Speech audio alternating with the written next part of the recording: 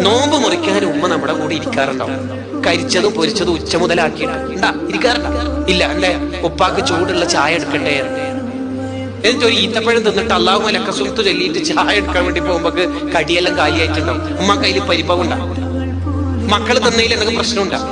ഒരു 2 പത്തലും കറിയൊക്കെ ഒഴിച്ചിട്ട് ചായ എടുത്തിട്ട് ആ 3 കെണിയിച്ചിട്ട് മെഷീൻ പോലെ അടുക്കളയിൽ പുകയിൽ വർക്ക് ചെയ്ത എഞ്ചിൻ പോലെ വർക്ക് ചെയ്ത ആ സാധു പെണ്ണുങ്ങൾ, ആ ഉമ്മ നമ്മുടെ പൊന്നുമ്മ തിന്നാനിരിക്കുമ്പോഴായിരിക്കും നമ്മള് റൂമിൽ നിന്ന് കരയുന്നുണ്ടായാലും 1.5 വയസ്സിൽ 1 വയസ്സിലൊക്കെ.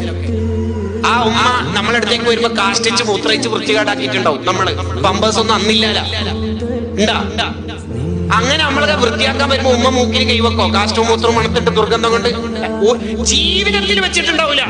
അവർക്കെന്തോ മണക്കൂല. അതന്നെ അതിന്റെ സംഭവം. അതെന്തോ ഒരു സംഭവം. അവർക്കത് മണക്കൂല. ഉമ്മ ലാനത്തൊന്നും ചെയ്യൂല. ഉമ്മ ശപിക്കുകയും ചെയ്യില്ല. മോനെ കുഞ്ഞിക്കുട്ട എന്നൊക്കെ പറഞ്ഞിട്ട് സ്നേഹിച്ചിട്ടുള്ള വാക്കും പറഞ്ഞ